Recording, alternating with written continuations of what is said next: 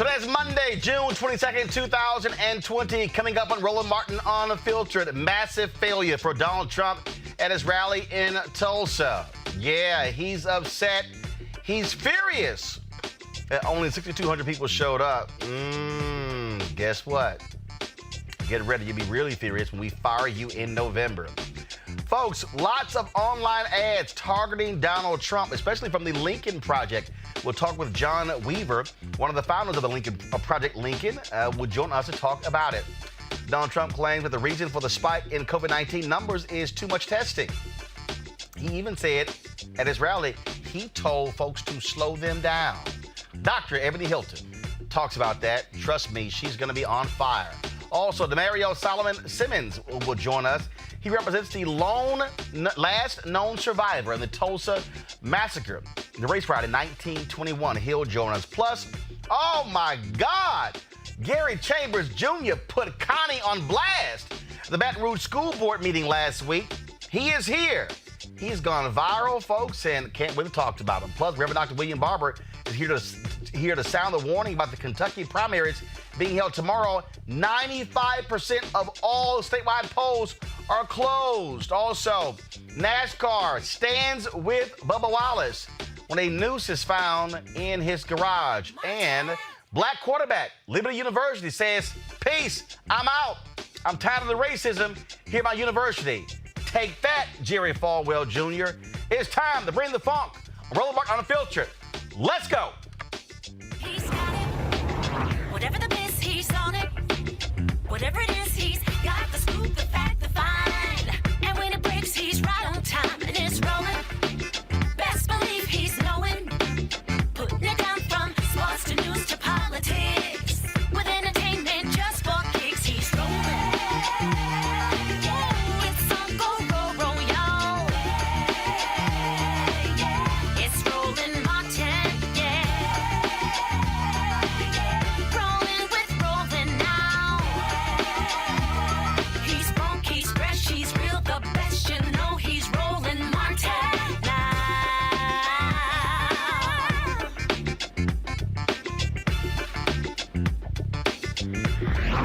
Martin. All right, folks. A number of online folks have been running these various ads targeting Donald Trump. Now, many of these organizations have been nailing him. One of those, of course, is Project Lincoln. They have been getting under Donald Trump's skin. Of course, he's really upset after this weekend when he had his so-called big rally in Tulsa, Oklahoma. 19,000-seat venue, but it was only a third field. And boy, his camp is blaming protesters for blocking the entrances. They even, of course, you even had these teenagers these K-pop folks who also got themselves a bunch of tickets to boost up the numbers and making them think they actually had 1 million requests. Boy, this has been pretty hilarious. And so Project Lincoln put together these videos. Watch this. They've been really ticking Donald Trump off. Before Donald Trump comes to Tulsa, remember what real leaders sound like. Now is the time to rise from the dark and desolate valley of segregation to the sunlit path of racial justice. Too often we honor swagger and bluster and the wielders of force. Too often we excuse those who are willing to build their own lives on the shattered dreams of other human beings. Now those who divide speak. And I say segregation now, segregation tomorrow and segregation forever.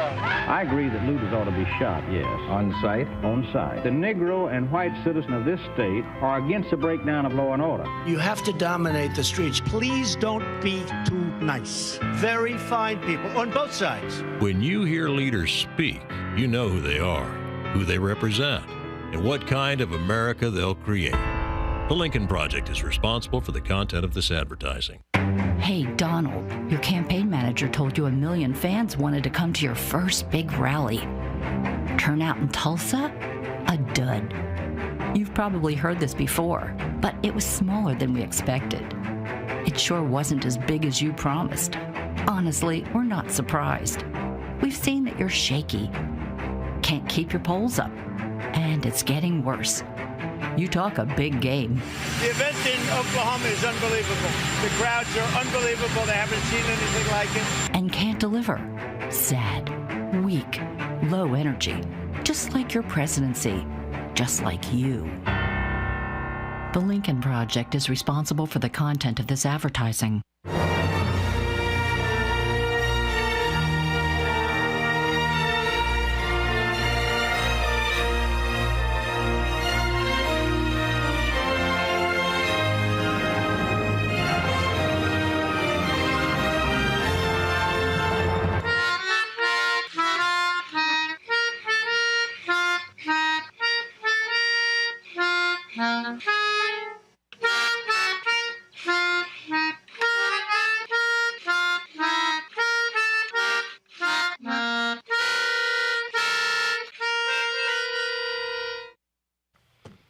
Oh, isn't he so sad? Joining us right now is John Weaver, one of the founders of Project Lincoln. John, glad to have you here.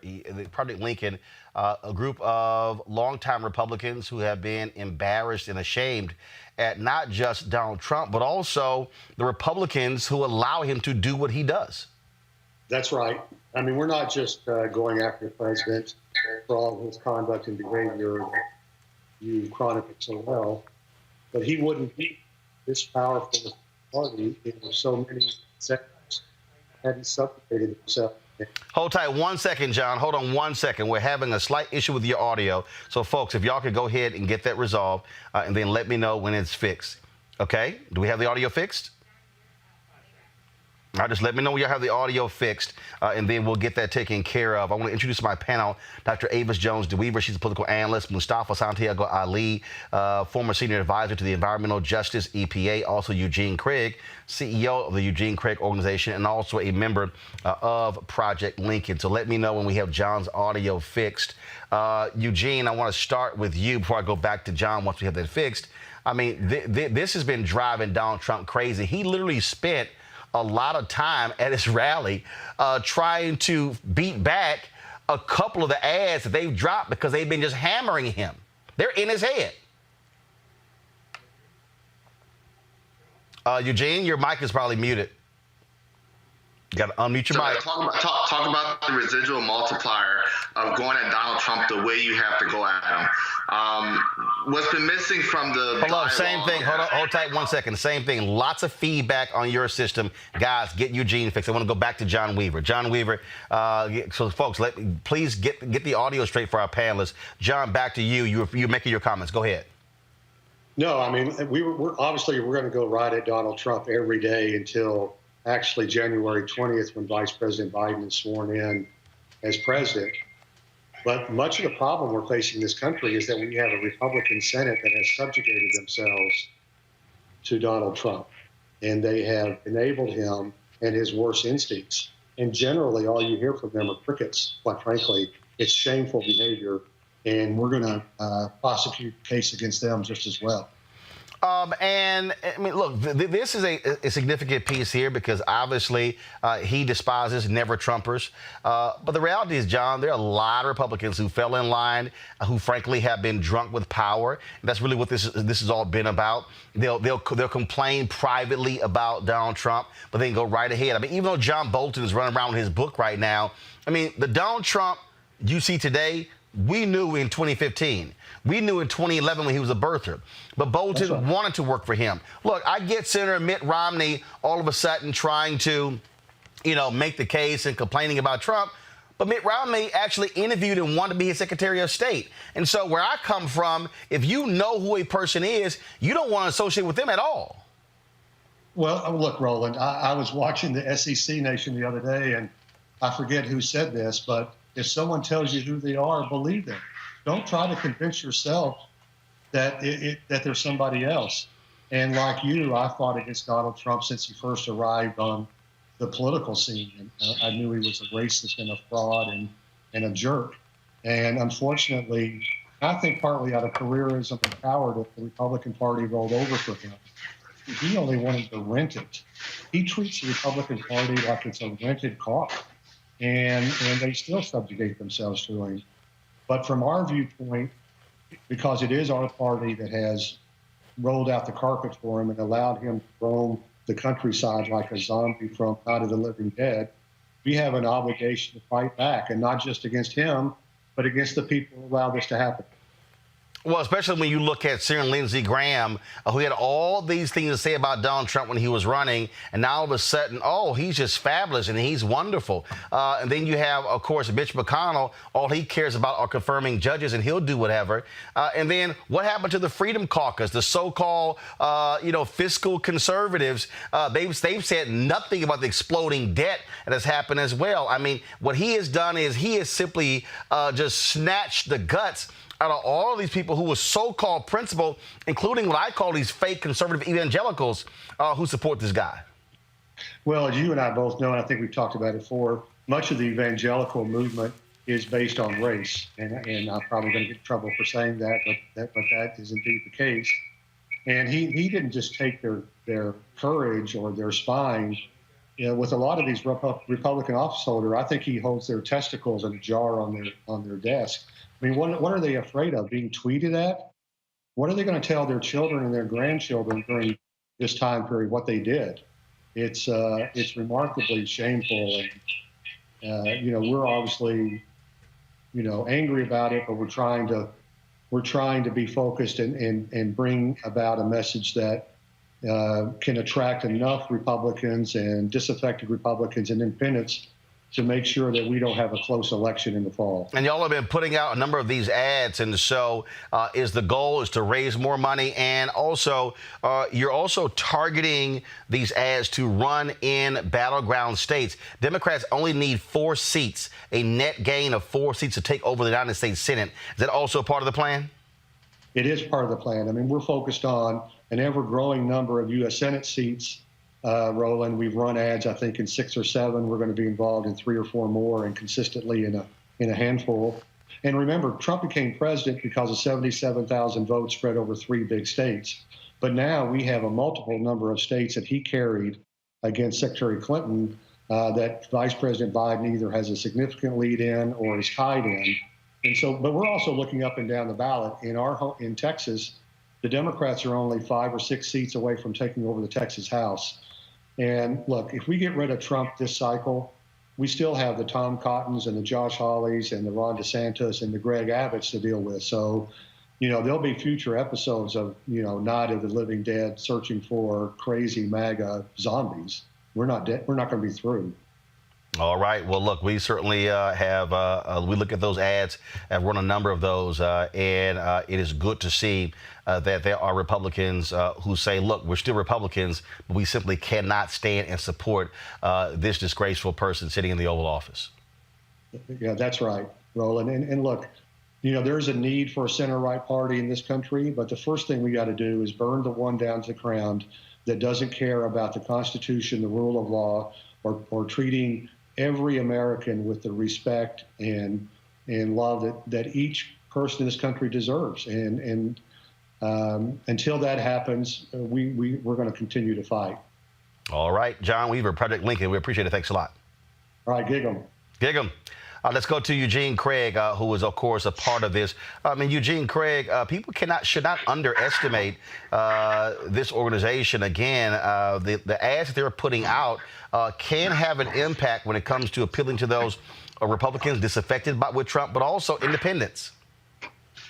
Yeah, and the thing is this, right? You got to swing at Trump in a way that gives the same energy that Trump sends out. And that's what Project Lincoln's doing. It's something that, the Republicans haven't done and something the Democrats haven't done. And it's a wide open lane that has to be occupied. And it's something that I'm really excited about. And I'll tell you this, it's something that there are a lot of black Republicans that aren't Trumpers, that have been around for a while. By for a while, I mean, they put their time into the party, and they're looking up and they're seeing, hey, this is the party I subscribe to. And look, they have a home they can find here at Project Lincoln, and probably another organization that may pop up. But the thing is this: you got to swing at Trump, and you got to swing at Trump. Yeah, you got to swing at him hard. I love Michelle Obama, and I do think in most circumstances, when they go low, you go high. But when it comes to Donald Trump, the only way to take him down is when he go low. You have to take him to the ground. Look, Avis, Eugene is absolutely right. Look, let's just be real clear. Republicans know how to do messaging. It goes all the way back to Reagan's right-hand man. They understand bumper sticker slogans. They understand those things. In fact, folks, we're going to have it in another. But guys, if y'all could get that Confederate ad ready from Lincoln, from the Lincoln Project, it's a perfect example when they set it up: America or Trump. I mean, it's about messaging to an audience and framing it in a way that they actually understand, Avis. Mm-hmm. It absolutely is. I have to say, I love Lincoln Project. I'm like their biggest fans. I'm already looking for the next commercial to come out, specifically because of not only how they frame and how clear and stark their messaging is, but they understand the importance of visual. They understand the importance of innuendo. If you look at, for example, the particular ad, that one of the ones that you showed just a few minutes ago, where they are talking about him coming back home after the Tulsa rally, and they're making references, quite frankly, to his manhood being less than what one might have thought, given his vocalizing about it. I mean, they are directly not just attacking him as a politician, as a president, but they're attacking his manhood. Why do I like that? I like that because I agree with what Eugene says. You have to hit this person the way he hits. You have to take him down. You have to really just get at his self-esteem, in essence. I mean, you got to play rough. You got to play hard. And the thing is, the Democrats, why are we we're what, about 48 hours away from the Tulsa event, and I've not heard anything from the Democratic Party about that. But Mustafa, that's not Democrats. I mean, look, let's just cut to the chase. Democrats want to play nice. Democrats want to do things in a fair way. That's what they do. They also, you're absolutely right. I mean, these folks put that thing together. Matter of fact, they've dropped 2 ads in 48 hours, okay? 2 of those ads we ran, the first one ran before Tulsa. The other 2 ran after Tulsa. That's how you have to be in the news cycle. You have to be quick. You have to respond quickly. And you're absolutely right, Mustafa. I don't understand why I'm not seeing these ads come from the DNC. I don't understand. I mean, first of all, the Biden campaign, they've been very good with their ads, but you need other entities. What about all these damn progressive organizations, all the millions and millions and millions that they're spending, okay? Where's their rapid response ads where they're able to go viral online when you're talking about 6 and 8 and 10 and 15 million folks watching them? And so, thank goodness the Lincoln Project. Now, look, again, folks, the rally is, are they Republicans? Yes. At the end of the day, look, some folks who were your enemy last week could be your enemy this week, because if you've got a like-minded enemy, fine, you both take them out, and then you can fight with them next year, but you take this one out right now. But yeah, Democrats had better understand, forget that Michelle Obama stuff, when they go low, we go high. No, when they go low, you go lower. Yeah, way too many Democrats, they're sort of like they're a Grey Poupon instead of keeping it real and keeping it gully. I mean, if that's what, Trump wants to get down with, folks got to get down with him the exact same way. And as you said, it's got to come from multiple directions. It's amazing. You got hundreds of millions of dollars that go into campaigns. And when you don't see folks effectively creating messaging, and you don't even have to frame a different narrative, Trump gives you everything you need to show that his policies and his actions in many instances are lethargic. Some people might say impotent in some ways to go with the flow from the Lincoln Project. So we just got to make sure that people are getting focused and that it's coming from multiple storytellers, because you need that so that it reaches different audiences and they see themselves not only reflected in the impacts that have been happening, but also reflected in how change can actually happen. In fact, we put together, folks, a compilation video of different groups that have been targeting Donald Trump. Watch this. Nobody respects women more than I do. Do you have any questions? I have two questions. No, it's okay. Next, please. But you called on me. I love women. I cherish women. She's shocked that I picked her. I'm not thinking, Mr. That's President. okay. I know you're not thinking. You never do. I'm sorry? I have great respect for women. What a stupid question. But I watch you a lot. You ask a lot of stupid questions. The way he treats the female reporters is different. Sit down. You know you're a fake. You know that. Caitlin Collins was banned from a late afternoon press event because the White House didn't like a question she asked the president. Women! I love the women. April Ryan. You talk about somebody that's a loser. You're so disgraceful. It's a racist question. Keep your voice down. I'm not responding to you. I'm talking to this gentleman. The way he reacts is different, and I think it's time to say so. What is the secret of your success? The president was given or inherited a large portion of his father's real estate fortune, worth at least $413 million today. 9 out of 10 people don't like what they do. They go from job to job, ultimately becoming nothing.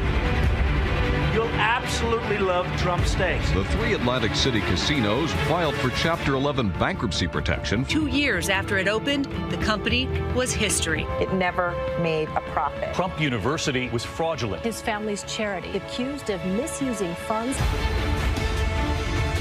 Shakespeare said, never follow an empty wagon up here. Never follow an empty wagon, because nothing ever falls off.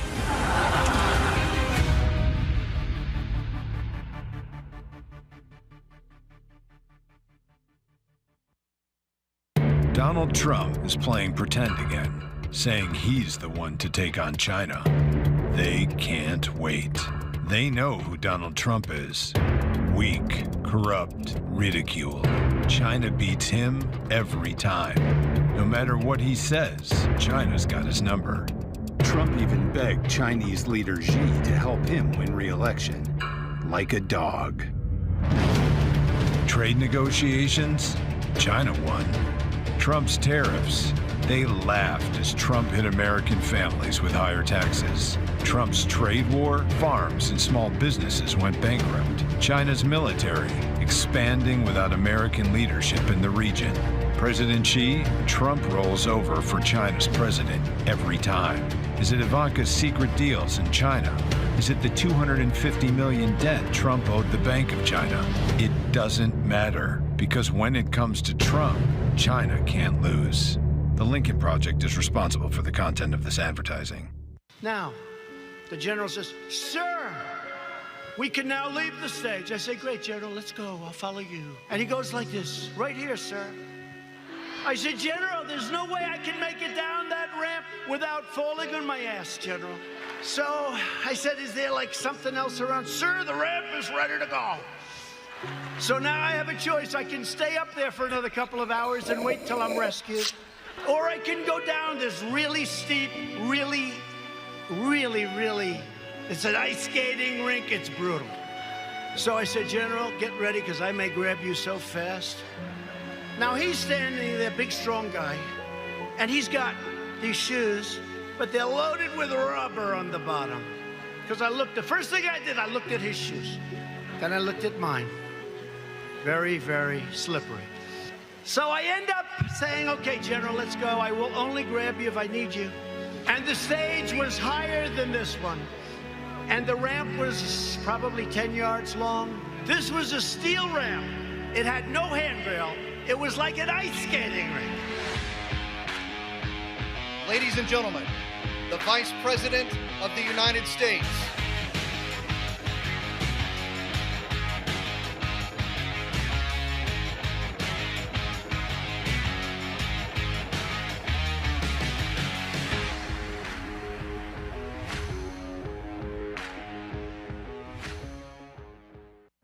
The men who followed this flag 150 years ago knew what it meant.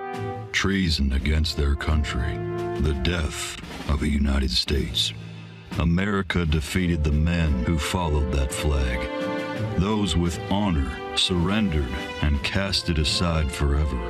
So why does it keep showing up today at events supporting Donald Trump? And why does he call the folks who carry it very fine people? I think there's blame on both sides, but you also had people that were very fine people. What does it say that they're all in for Trump? What does it say that he won't condemn a flag of hate, division, and losers? Will not replace us! For us, it says this is a time for choosing America or Trump.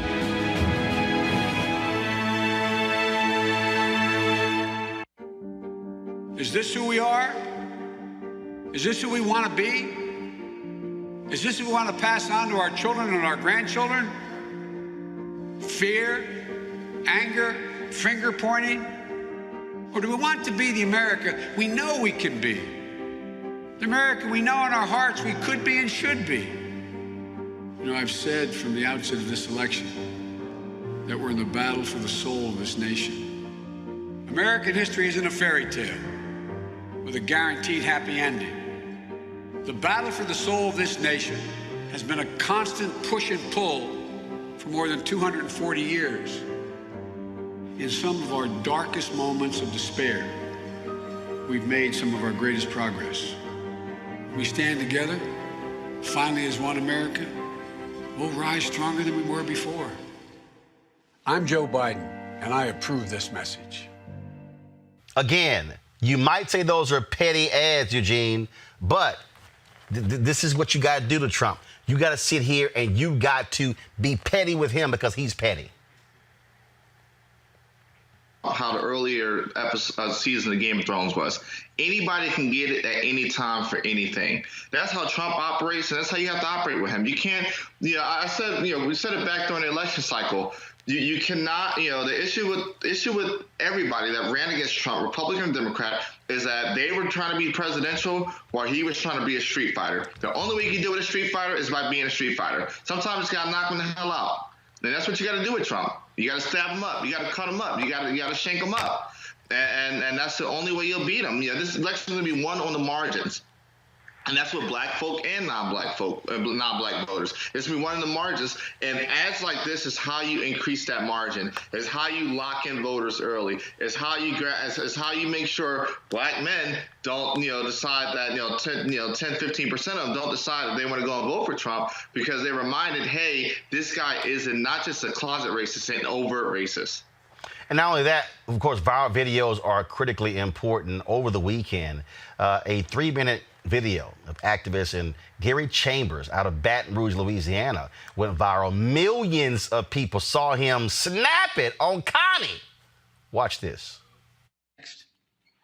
So I had intended to get up here and talk about how racist Robert E. Lee was, but I'm going to talk about you, Connie, sitting over there shopping while we talking about Robert E. Lee. This is a picture of you shopping while we talking about racism and history in this country. Only white members of this board got up while we were up here talking too, because you don't give a damn, and it's clear. But I'm gonna tell you what the slaves, my ancestors, said about Robert E. Lee, since you don't know history, sister. Let me tell you that they said when he got the plantation, after he got off the field where 27,000 people died at Gettysburg, Connie, Robert E. Lee was a brutal slave master. Not only did when he whooped the slaves, he said, lay it on them hard. After he said, lay it on them hard, he said, put brine on them so it'll burn them. That's what Robert E. Lee did.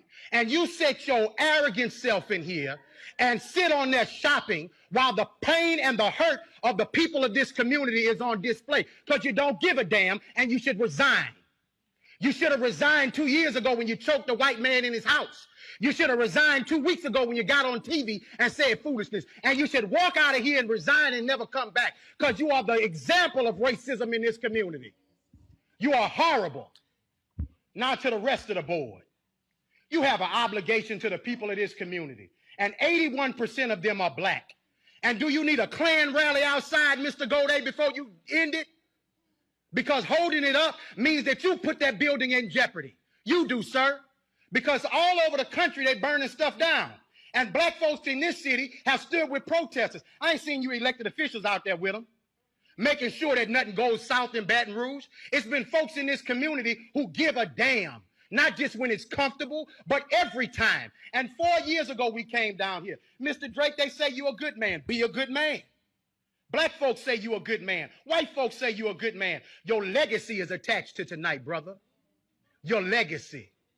Now, let me say to the black members of the board, it's the most solidarity I've seen out of y'all in forever. Let's keep it that. Let's stand on this moving forward. Because we don't need to apologize for Connie, Evelyn. She showed you who she was when she was... Oh, love it. He was calling for East Baton Rouge Parish School Board member Connie Bernard to apologize. She later did so, and she said, no, I wasn't shopping. There was a pop-up ad, and I was trying to figure out how to get rid of it. She lied because she was scrolling down on the ad. Gary Chambers is the publisher and advocate for the Rouge Collection. He joins us right now. Gary, you all up in Connie's ass. Well, brother, you know, sometimes that's what it requires. Well, the thing that gets me is she lying in her apology. She was scrolling down. She was scrolling down. She was shopping. She didn't want to hear none of that. She's sitting next to a black woman, Evelyn Ware Jackson, who serves on the school board with her. And while Evelyn is expressing her sentiments about Robert E. Lee, Connie is sitting there scrolling and shopping. And for me, it really just pissed me off. And I just could not contain just letting them have the unadulterated truth. And what you guys saw is a reflection, in my opinion, of what we as black folks deal with when we deal with our government.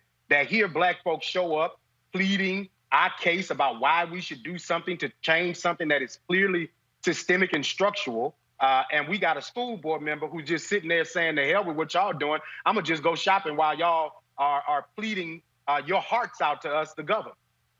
You also made a point. You said that 81% area. How many white board members are on this school board, and how did that happen?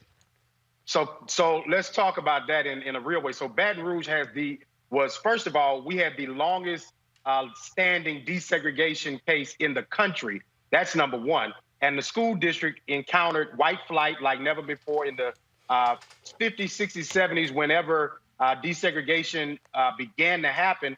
Catholic schools and private schools started opening in Baton Rouge. And so white folks left the system and they never came back. And so now the school system is 81% black. The city of Baton Rouge is 56% black. We have parishes rather than counties. So our parish is 47 and 47, yet our school board is a 9-member board with 5 white Republicans and 4 black Democrats. Our city council, Roland, is 12 members. It is 7 white and 5 black in a city that is majority black. And so it's extreme gerrymandering. And so it's important that we take the census as black folks so that we can get more seats. But we have got to be pressing the gas on these people every day, because this is what builds an inequitable system. Well, you're absolutely right. And again, the fact that they are holding the power, and the reality is their children are not going to these school systems. And this is also, we saw the same thing in Ferguson. They just got their first black mayor. This is a 67% black city. So this is our second black mayor. Mayor Sharon Weston Broome is our second black mayor.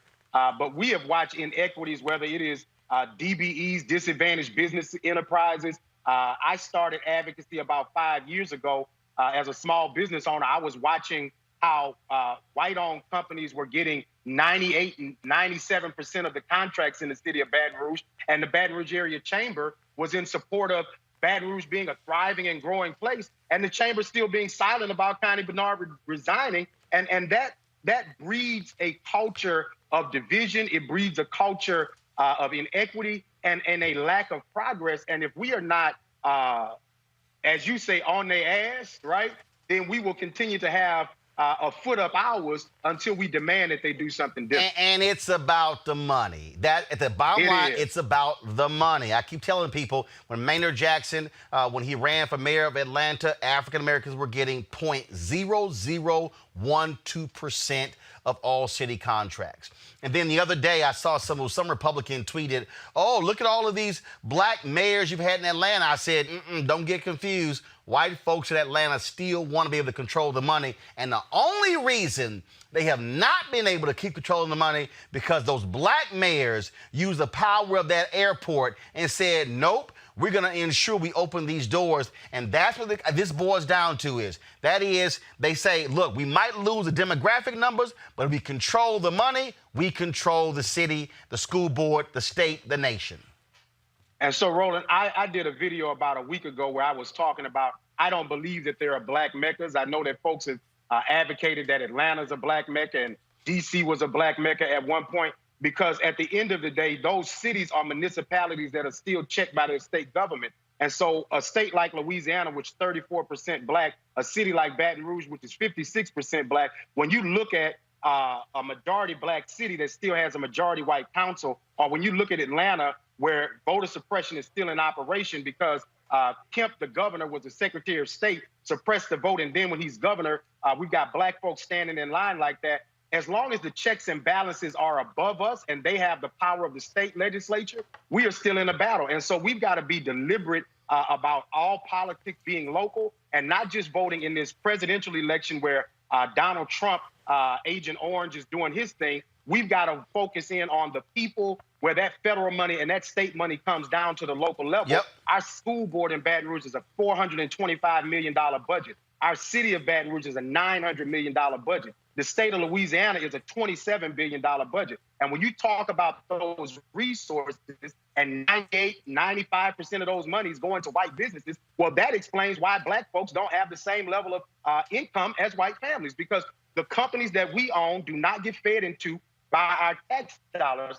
And the assault on us is that they are taxing us, right, without giving us equal representation. But this is also why, and when I did the State of Black America report in Indianapolis, this was October, and I said, if you were or are a public worker, stand up. Probably about 80% of the room stood up.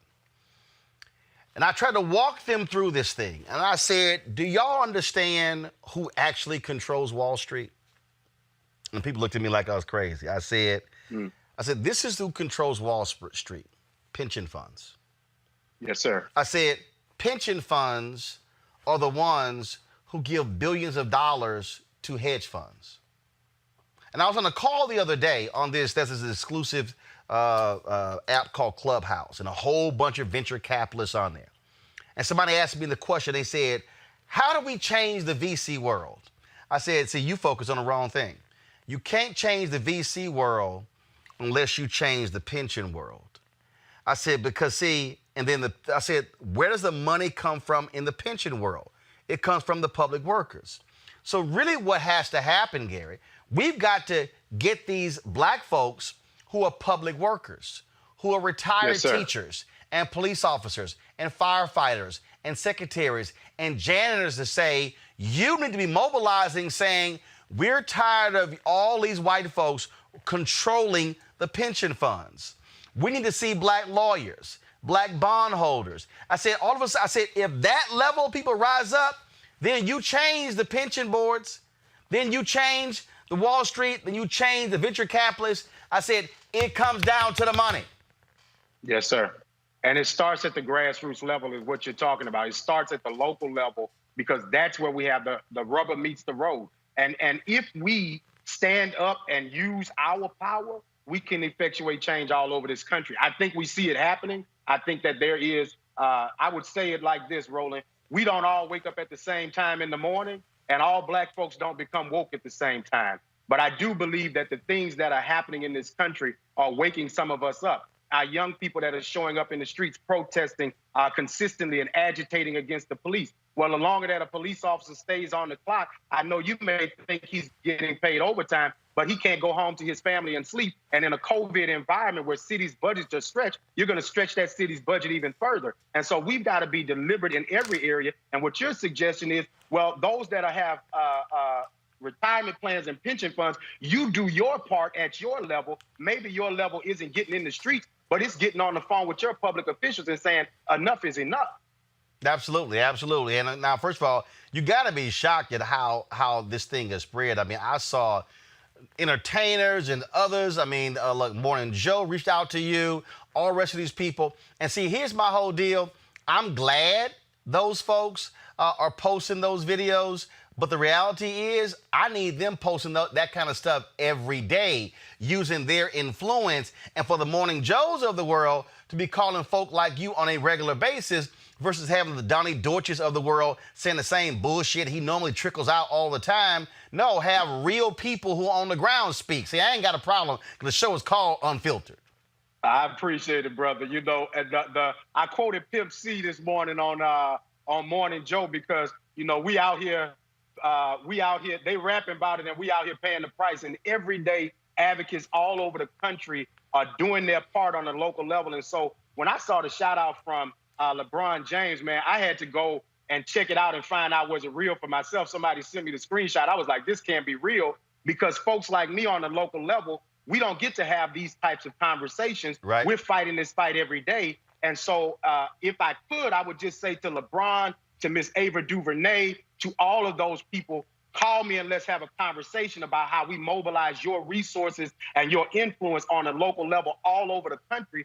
55% of Black folks live in the Deep South. Let's take the South over and create a new Black South. I'm about that, but I think that we've got to realize that there are those of us who do this work on a grassroots level that can lean information in with those resources. And when we bring in every aspect of what we do as Black folks, we already know we magical, but how are we going to be powerful with that magic? And what are we going to do? My homeboy Ryan Thompson has a quote. He says, we treat our entertainers and rappers like scholars and our scholars like entertainers. And until we get to the point where we treat our people in our community that do this work with the honor, and listen, I appreciate the love and support, brother. I am mobilizing right now because I want to go all over the Deep South and train new Black leaders, because what you see is the passion of young people. And it's no disrespect to those who came before, but some of them have stayed over their due.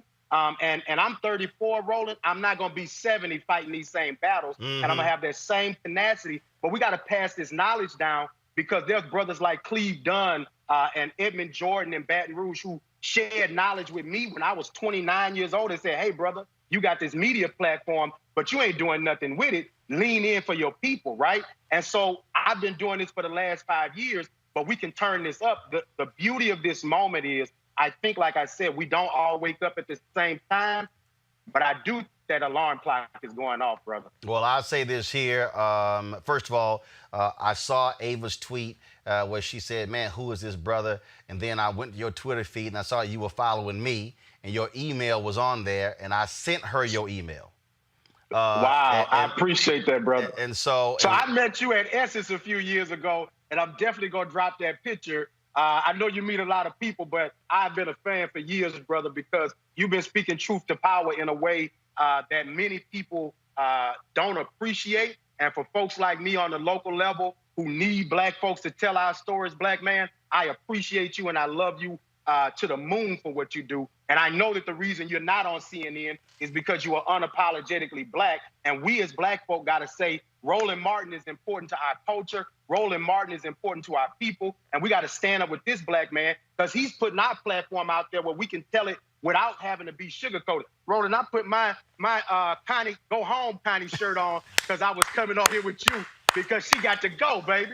She got to go. Absolutely. She got to go. Absolutely. Well, I tell you what, when you talk about all the Karens of the world, and trust me, I think you about to add Karen Mama. You about to add, you about to add the Connies to the world. And y'all do me a favor. See, this is just so y'all know. See, I pay attention to everything. This is when I knew, when I saw the video, before Gary said a word. Y'all play the video. Look at Gary's left hand. He had the pimp hand position. He knew he about to smack y'all. Look, watch the left hand right there. Right there. See, right there. Look, see, I need y'all to see. Come on back. Y'all need to see. Y'all see what he did? He put the hand out, then he extended the headlight. Now I'm about to smack the hell out of you right now. Because I got you. Oh, yeah. I got you. Absolutely. We're going to get the business clear. And Roland, let me say this, brother. We as black folk cannot continue to let these folks slide.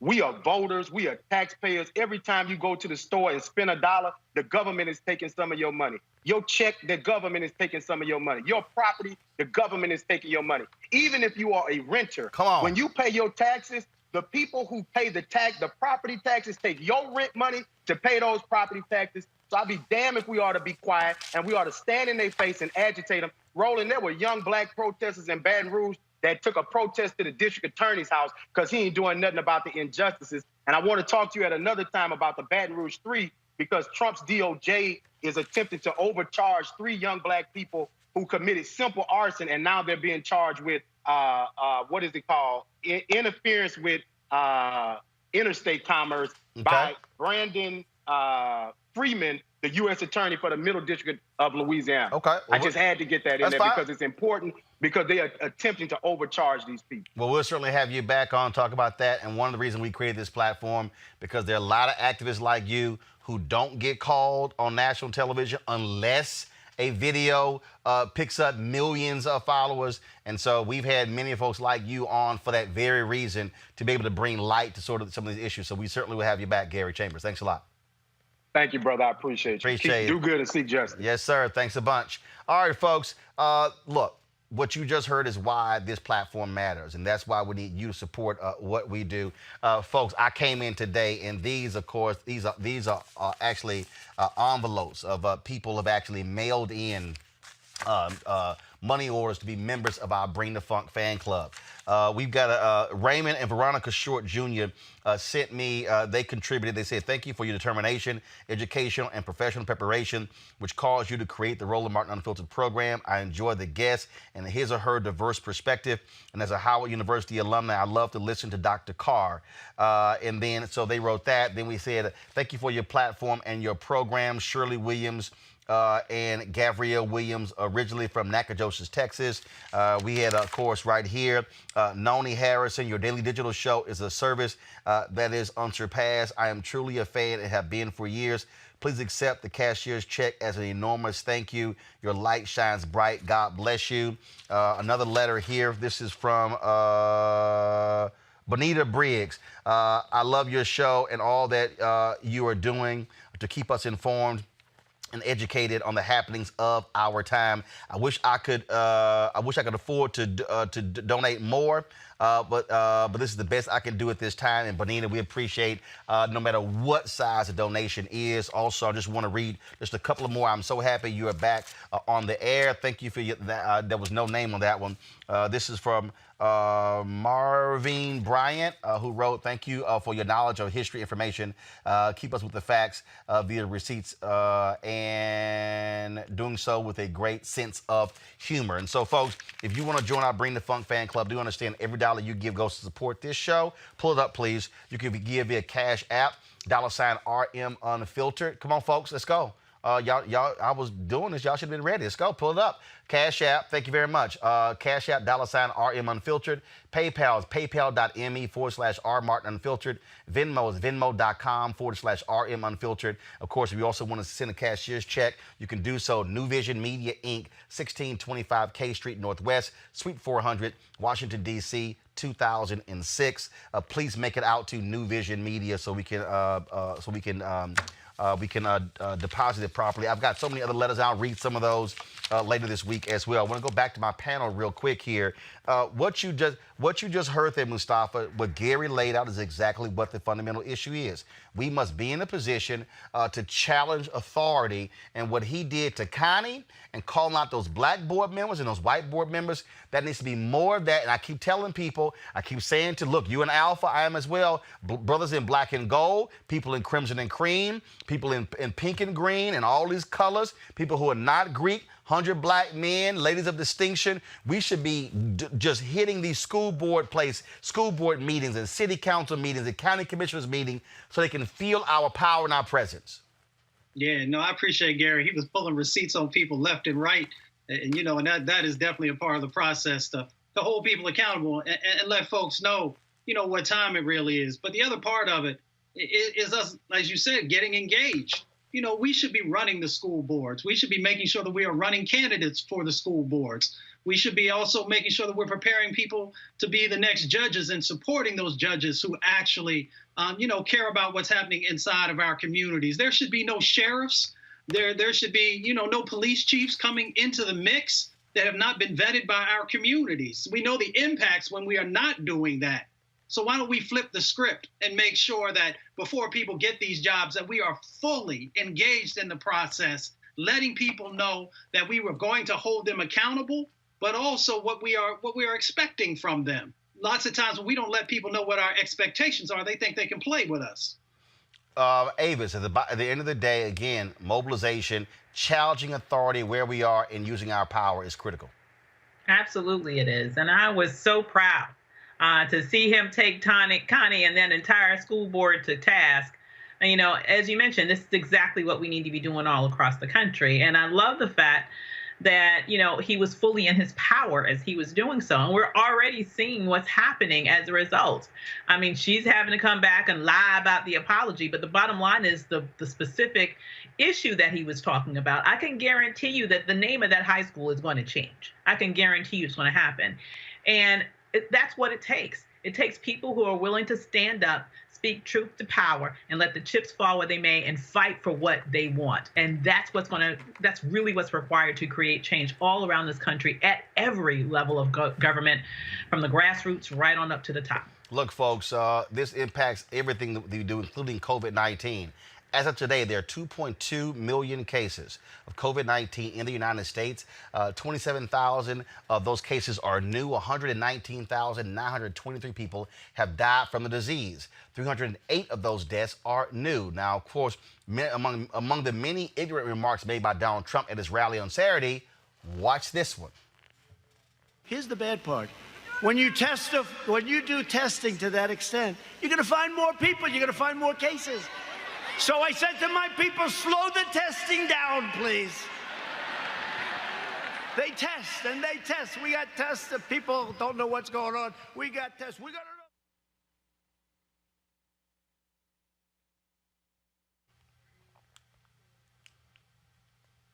Now, after the rally, the Trump campaign said, we were just joking.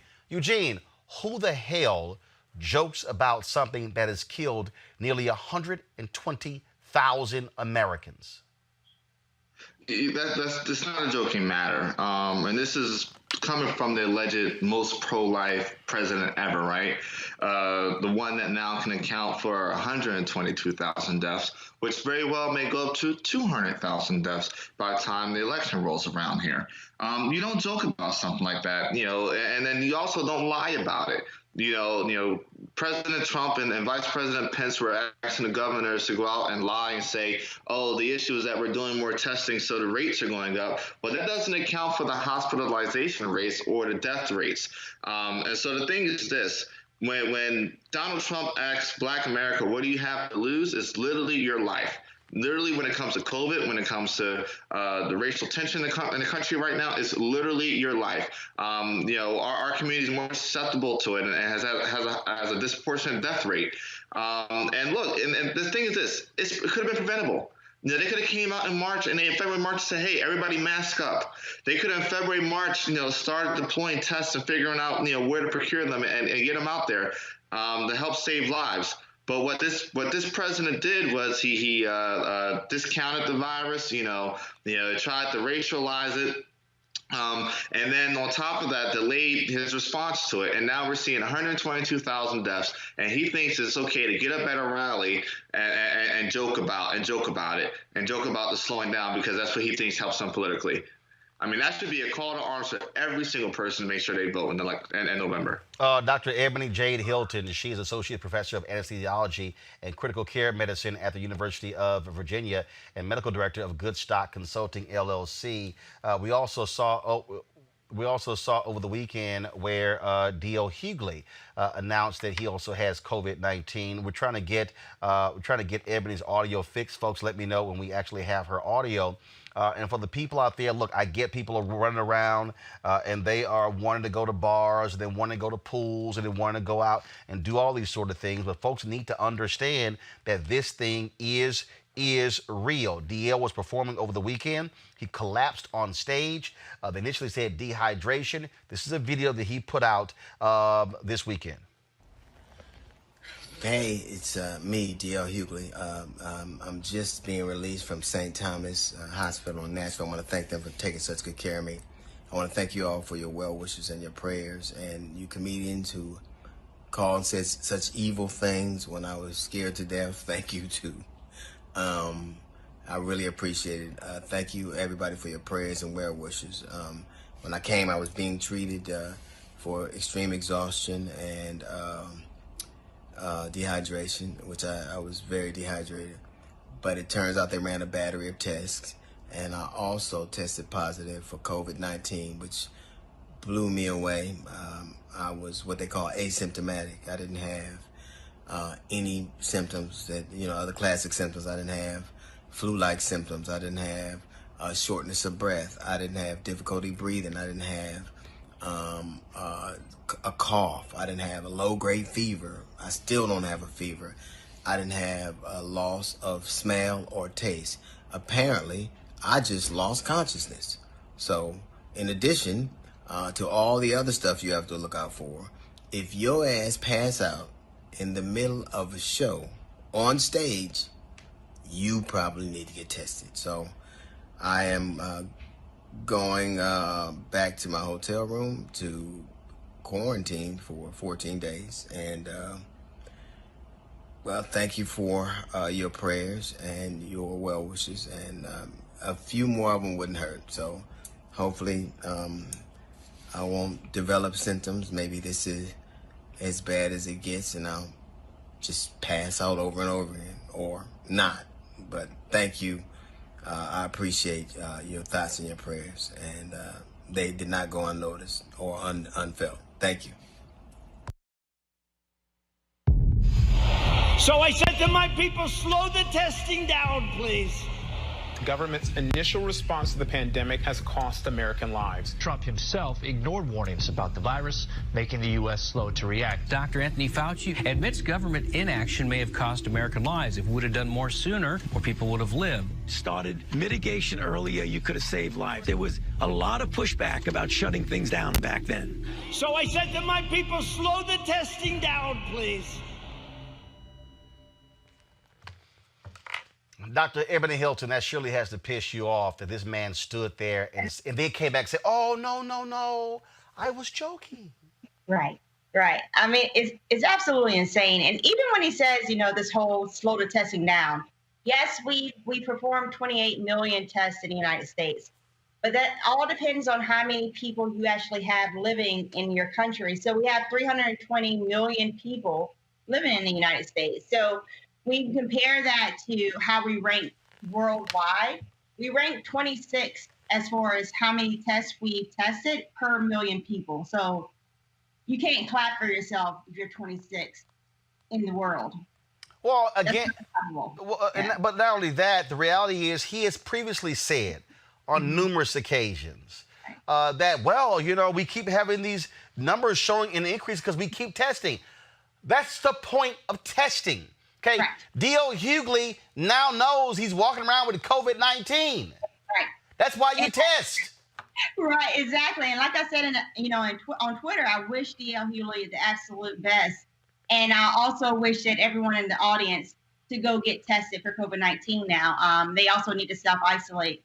Like I said, we're 26 in the world as far as testing, but we are actually 9th in the world as far as how many people per 1 million people that we've had die from COVID-19.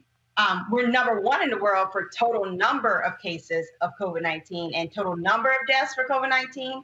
But Donald Trump, we already know that he doesn't make sense when he talks every day, but particularly when you're talking about in a pandemic that you're testing too many people and that you should slow down.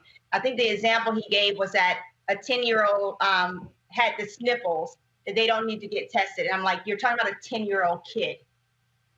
He just has no bottom. Well, again, though, but see, remember early on, remember when he did not want the folks coming off the cruise ship because he said that would increase our numbers of positive tests in the country. He doesn't want to see the bad numbers. And so now, I was just joking. No, I don't think he was joking. I think he absolutely put the clamps on it.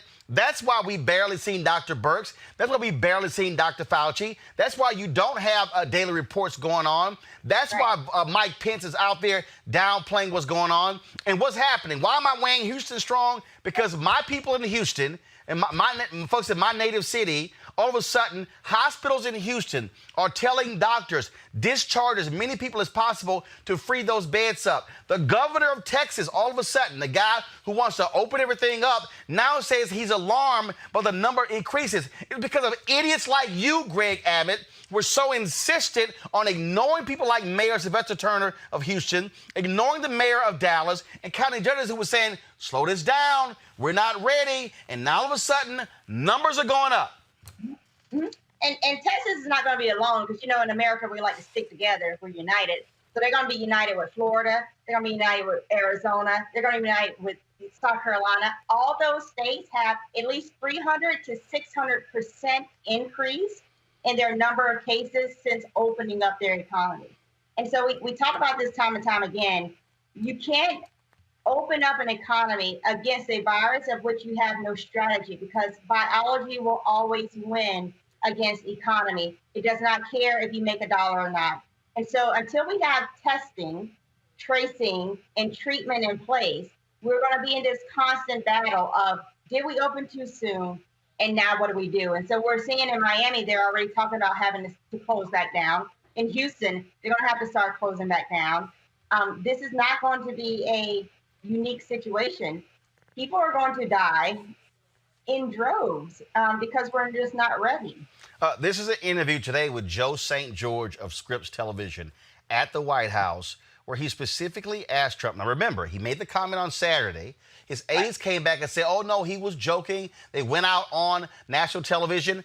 But here is Trump answering the question. Listen very closely.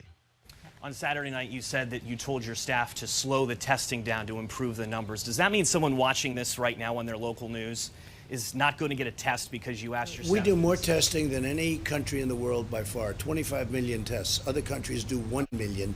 Every time you do a test, as you do more tests, it shows more and more cases. So we're so far advanced, both in terms of the quality and the amount. And we're doing all these tests, and it shows cases. If other countries aren't doing, or if we did slow it down, we wouldn't show nearly as many cases.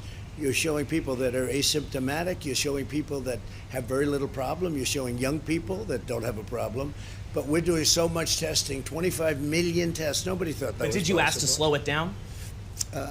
If it did slow down, frankly, I think we're way ahead of ourselves, if you want to know the truth. We've done too good a job, because every time we go up with 25 million tests, you're going to find more people. So then they say, we have more cases in the United States. The reason we have more cases because we do more testing than any other country by far. Ebony, did you hear an answer? I heard him say that we're doing too good of a job. And I don't, on what day ended in a why? I mean, this is when I say that there truly does need to be a 25th Amendment, because we're into dangerous territory of where this is negligence. It's not even negligence. This is criminal activity of where you are intentionally trying to slow down a process by which your citizens are depending to live and not spread a virus to other citizens within the United States. That makes it's like bioterrorism on your own people. So I need whoever does the 25th Amendment to do that part, so we can do our job in the hospital, which is to try to keep as many people alive as possible. And right now we're losing that battle, and it's unnecessary. I'm going to pull in my panel here, Mustafa. When you see what's going on here, again, what's happening in Texas, in Louisiana, in Alabama, we're seeing the cases in Florida. People need to understand that this thing is real. When I look at those photos with that woman who had a double lung transplant, Mustafa, and I see that COVID lung, I'm going, hey, y'all can go to hell with all this group get together and trying to hop on planes, flying everywhere. This is still a deadly virus. It's extremely deadly. But, you know, the problem is that the president likes to create these false narratives. You know, he built his career on being a marketer, if you really understand how he's been able to have whatever level of success that he's had. And that's because he frames out the narrative. So if he thinks if he can continue to tell people that everything is okay, if he continues to not wear masks, which sends a message across the country that, well, if the president isn't wearing one, and many of the people who are part of his cabinet aren't, then that must mean that everyday Joe or everyday Connie, then it must be okay for me to continue to, emulate this type of behavior. And for me, I'm very clear. He is responsible for the 100,000 plus lives that have been lost. And he's also responsible for the trillions of dollars that have been a part of that loss. And I don't know why folks don't call it out, because lots of times if you talk to people about their pocketbooks, that may sometimes get their attention, unfortunately, before actually focusing on all the lives that have been lost, which is, of course, where we should first be focusing. Avis, this is June. July 4th is coming up. And the reality is this, Avis, people are going to congregate. And look, we saw the same thing when people out there protesting. I totally understood, Avis, why they were protesting, but was a huge fear in terms of what's going to happen when all of a sudden these folks come back with these positive tests. I know. It's so disturbing and frustrating when I go out and I see people acting like this thing is over. I'm like, it isn't, okay? I do feel fortunate living in Virginia that our governor has taken responsibility with ensuring and mandating that people wear masks when a governor who is responsible. But the problem is that when you don't have a president who exhibits that level of leadership, you have a great level of variance across the nation in terms of what governors actually are looking out for the health of their citizens and what governors are not. And that is disturbing. I don't know how many times I've said on this show, and I think Trump just proved it the other day, that he was intentionally not testing or trying to reduce the level of testing specifically to suppress the numbers. And he has admitted that himself. It was out of his mouth. Listen to what he said. He said what he meant. He meant what he said. It was not a joke. And the sad thing is he does not care when people die as a result. Eugene, this is about re-election. Pure and simple. This is about Donald Trump focusing on re-election, and he does not care if Americans die. He doesn't. It's the only thing that matters. This is what matters from day one. That's what matters now. It's sad. Lives are being lost. And you're seeing, a lot of the Sun Belt governors follow his lead. You're seeing record numbers in Florida, and record numbers in Georgia, and record numbers in Arizona, when you don't need to, and lives don't need to necessarily be lost. But all of this is about Donald Trump getting reelected. He needs the economy to bounce back somehow, some way, to help spur his reelection. But if that Tulsa rally this weekend was any indicator of what's to come, if he can't pack out a rally in the middle of Oklahoma, then I think that Joe Biden might have a good day in November. Ebony, look, you and I talk a lot, we text a lot, and the bottom line is, you're out here working damn near 7 days a week. I mean, you're working your job, and all of a sudden you're going out here trying to test people on the weekends, traveling all around the state of Virginia. And this is where you need to have politicians who are taking this thing seriously. But what you have is you have Republican governors who are so desperate to follow the lead of Donald Trump and keep following these crazy people who go, hey, what's the big deal, y'all? This is no biggie. And then they go into these stores. I'm trying to find the video. Somebody sent it to me of this guy who literally was about to fight Walmart workers because they said, you got to put a mask on. I mean, These people are absolutely out of their mind because they're like, I don't care. I'm not wearing a mask. Folks are dying. Mm-hmm. Yeah. I mean, it's one of those things. I agree. I am very grateful that I am living in the state of Virginia. Governor Northam has been fantastic. He actually hired the first chief diversity officer, Dr. Underwood, to look at health equity amongst Black and brown communities, those are lower socioeconomic status, LGBT communities, the targeted vulnerable populations. He said, let's have a whole office dedicated to see what we can do to make sure we keep Virginians as safe and healthy as possible, which should be the ideal and goal for every state and every governor. But what we're seeing is that you literally can see where are the higher cases and what is the reopening strategy. And you can tell if that's a Democratic ran state or a Republican ran state. And that is absolutely insane. But it shows the American people what we need to do, which is in November, we have to vote these people out because they are voting along party lines and not along common sense. I mean, you don't even need scientific knowledge for this. It's just common sense. Well, like here's this here. And again, when you see folks acting a fool, you can pretty much say, that's a Republican. Mm-hmm. I mean, so I found the video, folks. Watch it. This is actually from a Walmart in Florida. Watch this. Put your hand up behind. Bro, you gotta wear a mask, bro.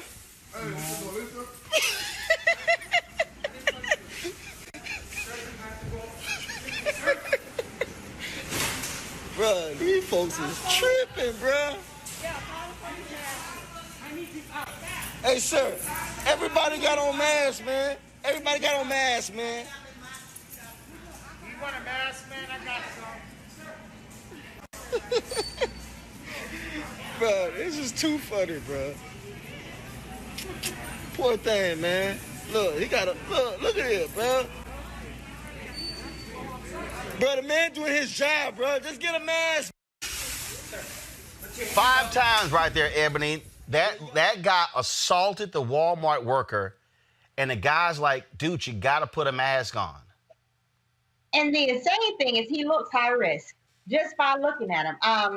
And that's the crazy thing is when you pledge your allegiance to Trump, for lack of better words, but when you pledge allegiance to someone that has no direction and literally is a narcissist, a malignant narcissist, and you know that he will do any and everything just for the betterment of him, then you should also know that he will put your life at risk. And so someone who knows full well they're older and likely has comorbidities on top of that, you are literally actively almost committing acts of kind of suicide. Like, why would you intentionally want to do that in Walmart of all places? Well, but here's the deal, though.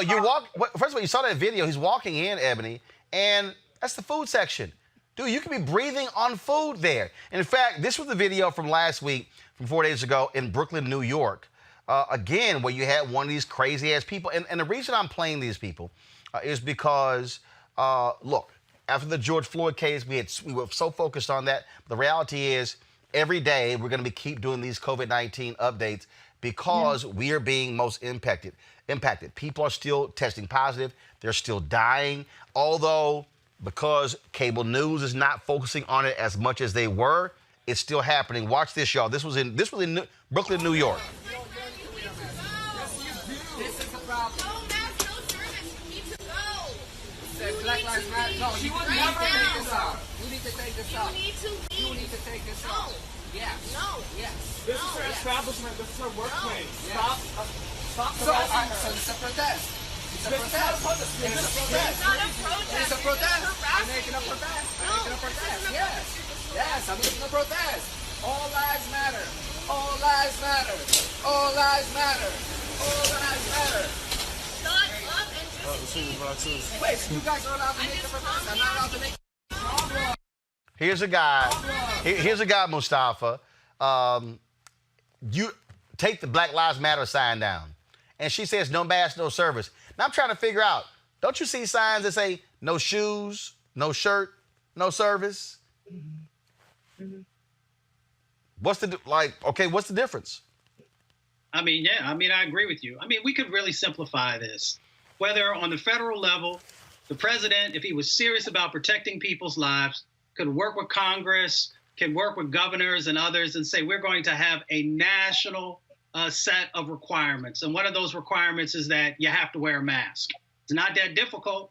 And they could also put some of these other things in place so there is consistency. You see, the president doesn't want consistency because with consistency comes responsibility. And he does not want to be responsible in this moment for anything. He wants to have the flexibility to say, well, they decided they didn't want to do it. So that's what it comes down to. We need leadership. And with leadership, he can make sure that the country is protected because everybody would be in agreement. And he would be actually showing by wearing his own mask that it is serious and that is a priority to get our country's economy going again, because we have to make sure that we are dealing with this virus. And once we had that taken care of, then we could focus on the economy. All right, then. Ebony Hilton, your last comment, please. Right. Well, with Donald Trump, I actually don't know if he's going that deep into reasons of why he doesn't. I think it's honestly, he doesn't want to necessarily be truthful about things, for one, because he doesn't know what to do, but for two, because if he does lose this election by acknowledging that he completely flopped on all of this, he can get indicted. So I honestly just think this is let me put my head in the sand. Let me hope everyone else does too, so that I can stay in office, because I can't be indicted while I'm a sitting president.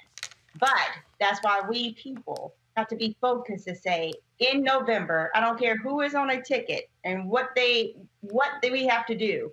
We need to vote. Send in your absentee ballots. You can do your mail-in ballot now. Make those requests. Make some phone calls. Get people energized, because we cannot afford to have 4 more years of this chaos. That's it. Dr. Ebony J. Hilton, we appreciate it. Thanks so much. Thank you. Y'all have a good one. All right, we'll do. Folks, when we come back, we'll talk voter suppression in Kentucky. Huge election tomorrow. How in the hell do you have normally 3,700 early voting locations or voting locations? Tomorrow, there will only be 200 in the entire state. And the county most populous for African Americans, 1. That's next. Roland Martin Unfiltered. You want to support Roland Martin Unfiltered? Be sure to join our Bring the Funk fan club. Every dollar that you give to us supports our daily digital show. There's only one daily digital show out here that keeps it black and keep it real as Roland Martin Unfiltered. Support the Roland Martin Unfiltered daily digital show by going to RolandMartinUnfiltered.com. Our goal is to get 20,000 of our fans contributing $50 each for the whole year. You can make this possible. RolandMartinUnfiltered.com.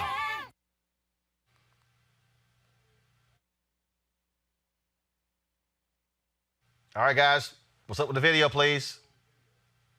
Play the video.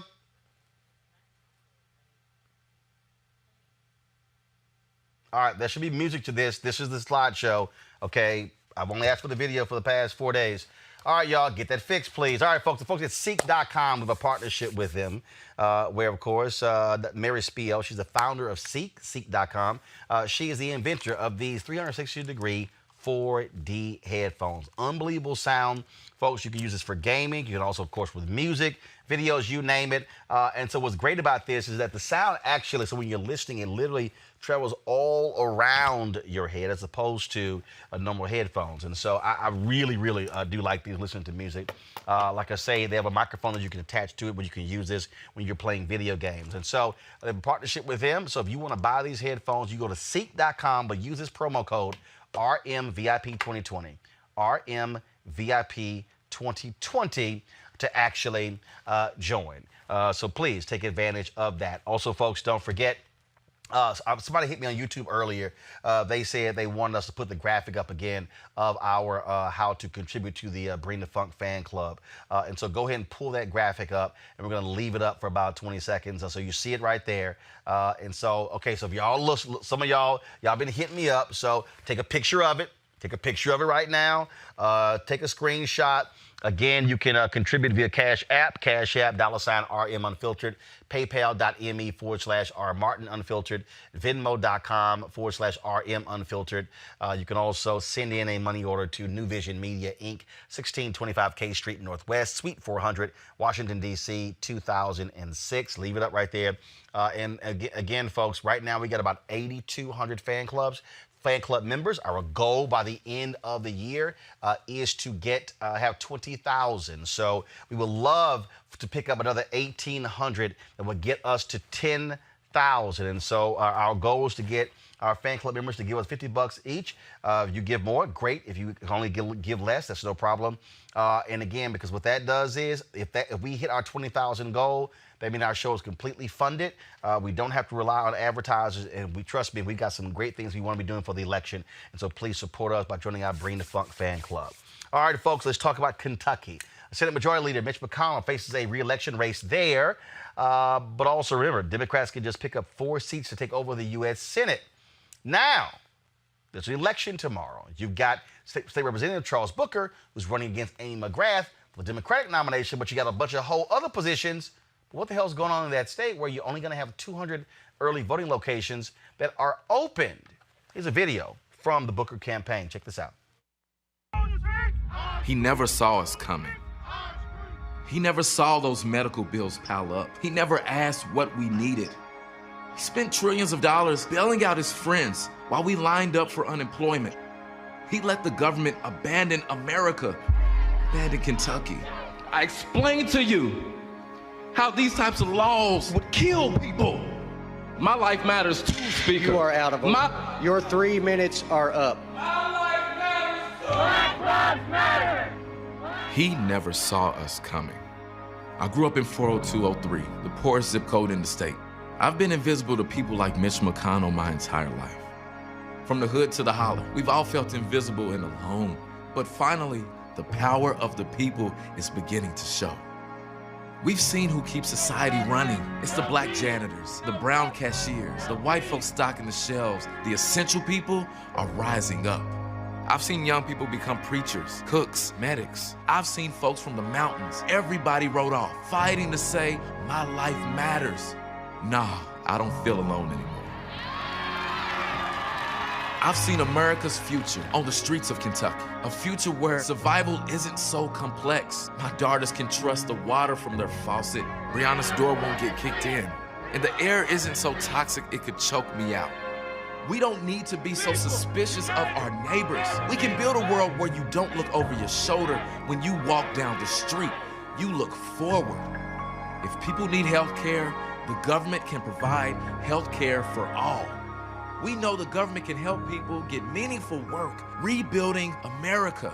From the hood to the highway! From the hood to the highway! Another political race that is heating up. Yesterday, the hashtag Booker beats Mitch was trending. I have a feeling he can shock the world.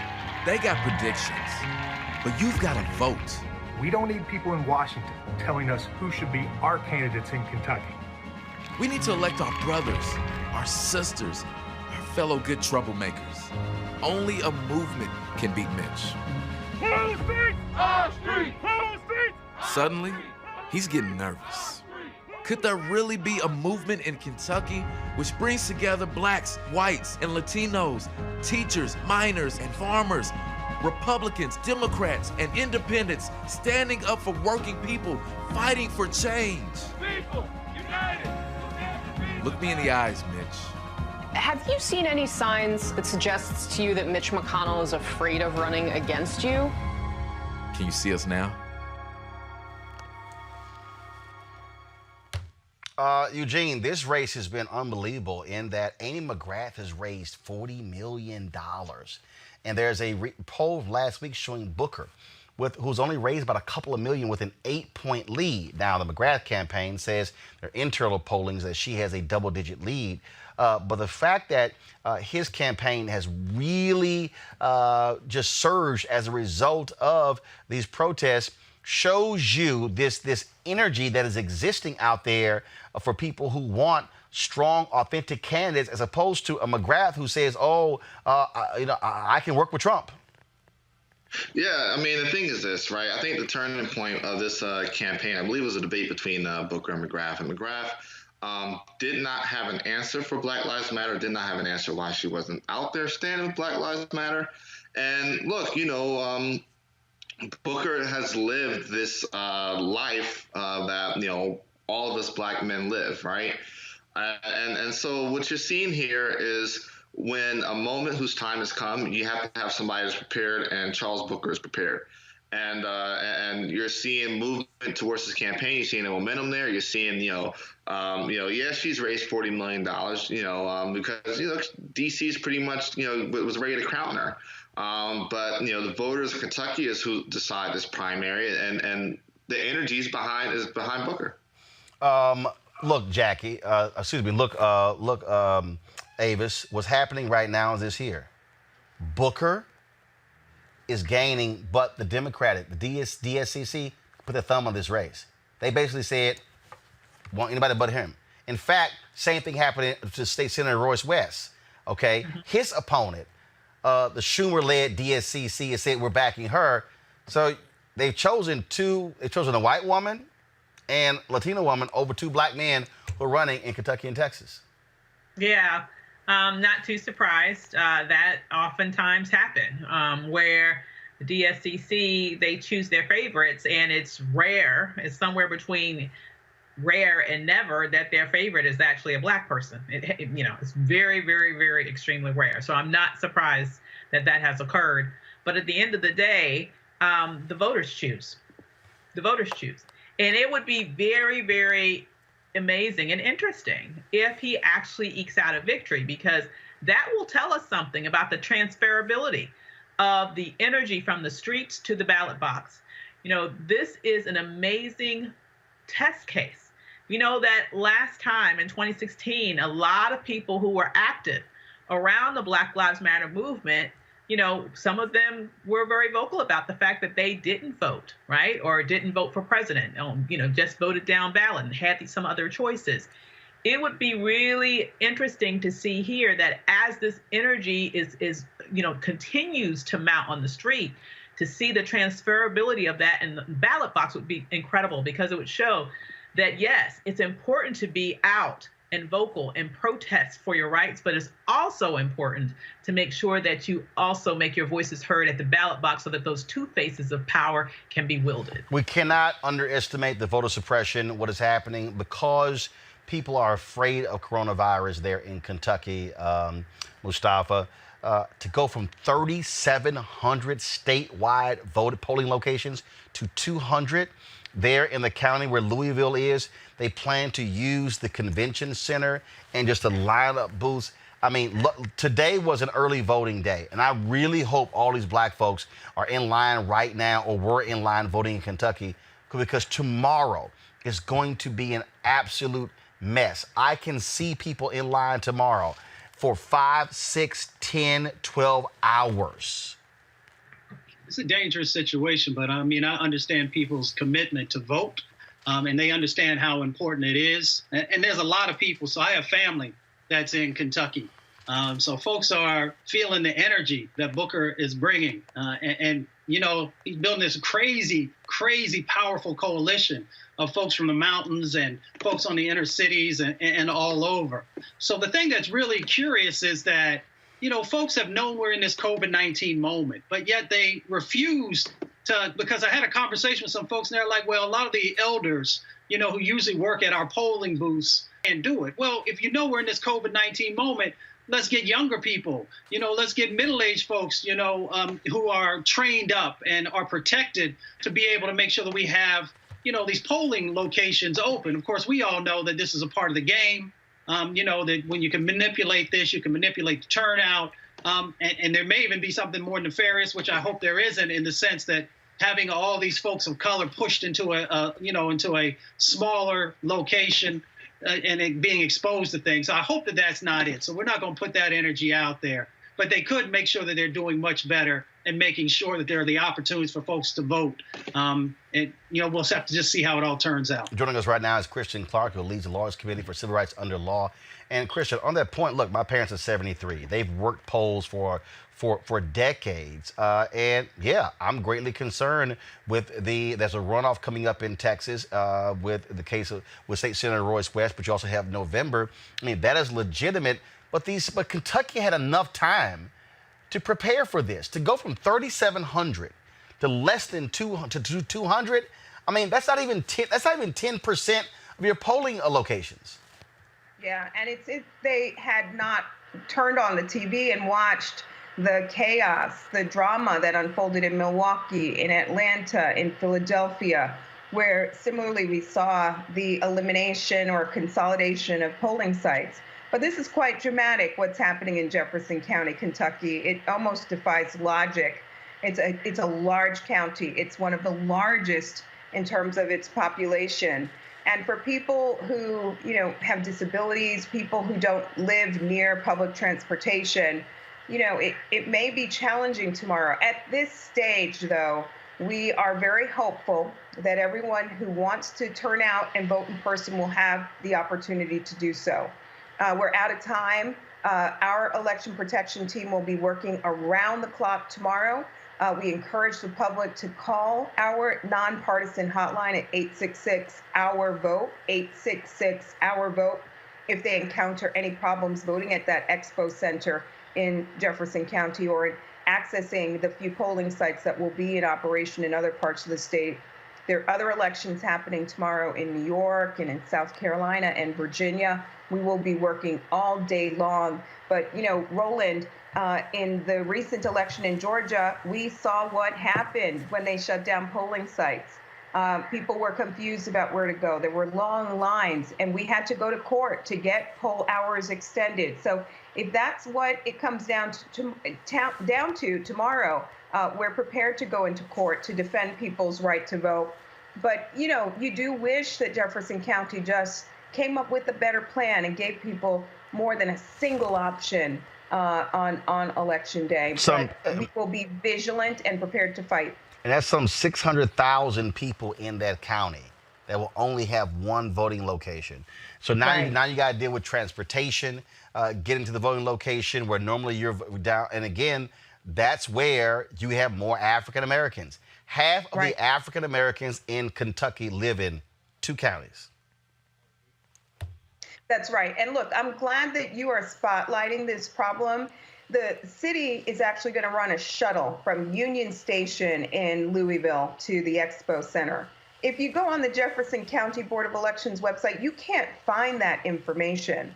They are not working to ensure people are armed with all the information they need to go and vote tomorrow. So I'm glad that you're shining a spotlight on this. I am hopeful that people will turn to us as a resource and call the election protection hotline at 866-OUR-VOTE. Right now, it's come down to kind of these grassroots efforts to make sure that people are armed with the information they need to get out and vote tomorrow.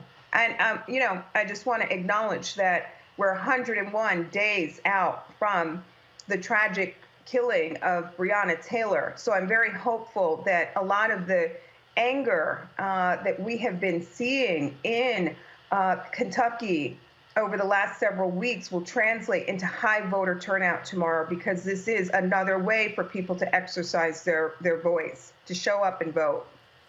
And again, the work of the Lawyers Committee for Civil Rights Under Law is extremely important because, and I tweeted this weekend to the folks, is that the reality is we can't keep saying, hey, we need folks to fight for us. We also don't have folks who are supporting, and that you're absolutely right, taking people to court, taking these states, because we're about to be into the battle for our lives. Donald Trump and Republicans, they want massive voter suppression. They are recruiting 50,000 people to be at these polls, Christian, in order to dissuade folks from voting come November. They're fighting left tooth and nail when it comes to mail-in balloting. It's real clear what they are doing, and we had better be fully prepared for the onslaught that is coming, because it is coming. That's right. True the Vote, Judicial Watch, there are all of these well-funded, nefarious groups that have one goal, and that's to lock out people from the ballot box, African Americans, people of color, poor people. And we're in the court fighting back. We're not letting them get ahead of us. We just defeated True the Vote in an effort to deny people access to absentee ballots in Virginia, and we're going to stay on top of them and keep fighting. This is one of the most consequential elections of our lifetime voter suppression, though, alive and well, will be met with the brute force of civil rights lawyers that are determined to use the courts to make sure that everyone has voice in 2020. I am, of course, right now. Guys, pull it up, please. Showing your graphic, Moving America Towards Justice. Where can people actually donate to the Lawyers Committee for Civil Rights Under Law? You can visit our website at www.lawyerscommittee.org and hit the donate button, or go to Cash App, Racial Justice, and make a donation to support our fight today. We need to make sure that everyone has voice in our democracy and is able to vote in 2020. But all right, folks, going to go to a quick break. We come back. A noose found in the garage of NASCAR's only black driver, Bubba Wallace.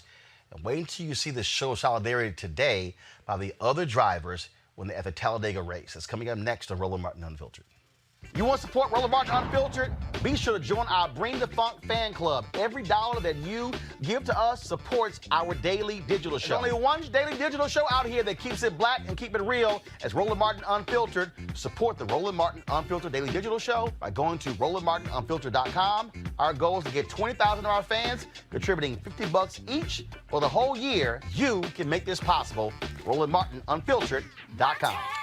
Federal authorities descended on Talladega Superspeedway today to investigate the discovery of a noose in the garage stall of Bubba Wallace. The entire industry rallied around the Cup Series' only black driver. It was Wallace who successfully pushed NASCAR to ban the Confederate flag at its venues less than 2 weeks ago. In a show of support, Wallace steered the number 43 to the front of pit row. NASCAR's champion Kyle Busch pushing the famous car on one side, and close friend Ryan Blaney pushing on the other. The entire 40-driver field and all the crew members followed. Guys, roll a video, please.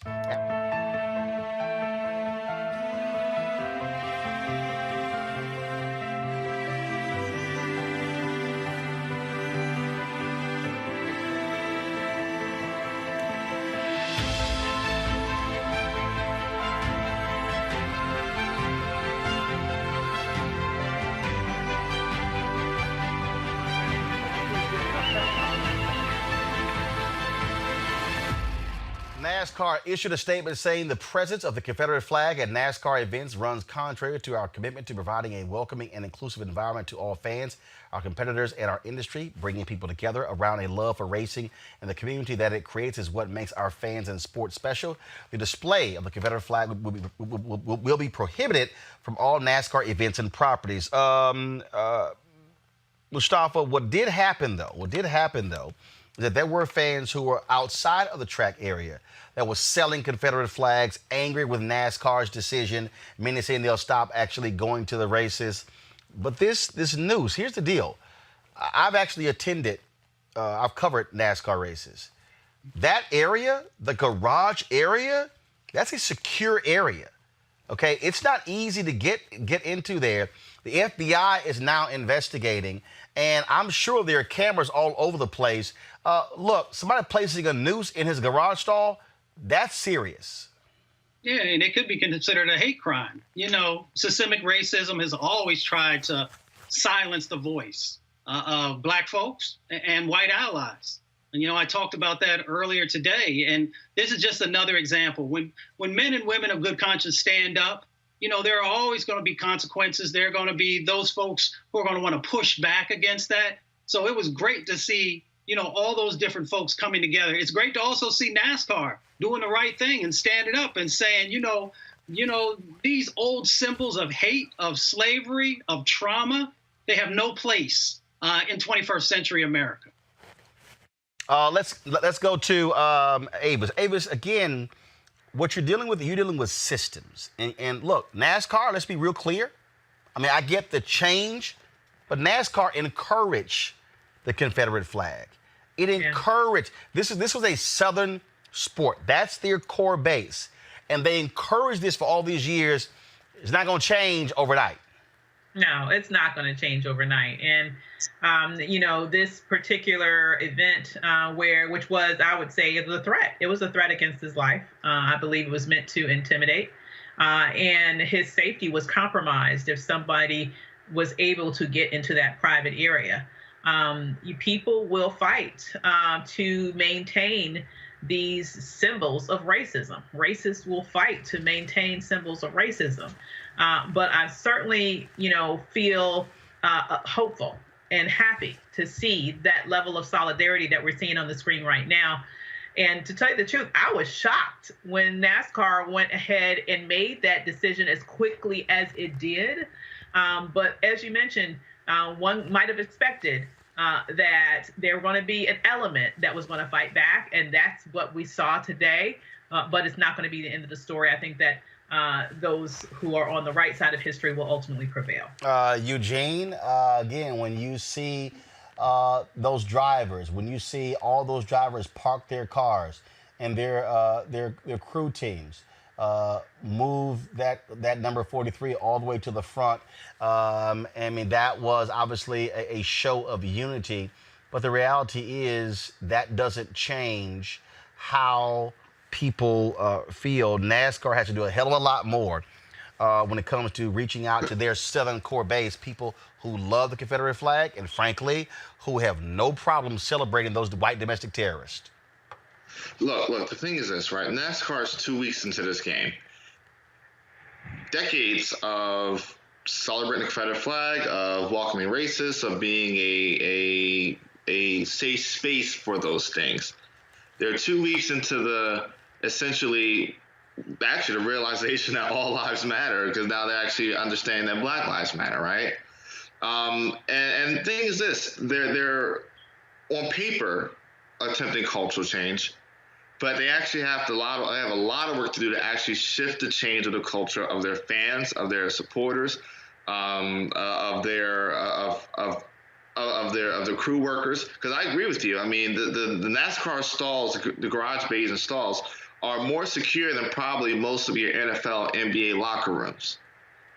Just because of all the equipment, the sensitivity of it, the lives that are at risk if a car is tampered with or anything like that.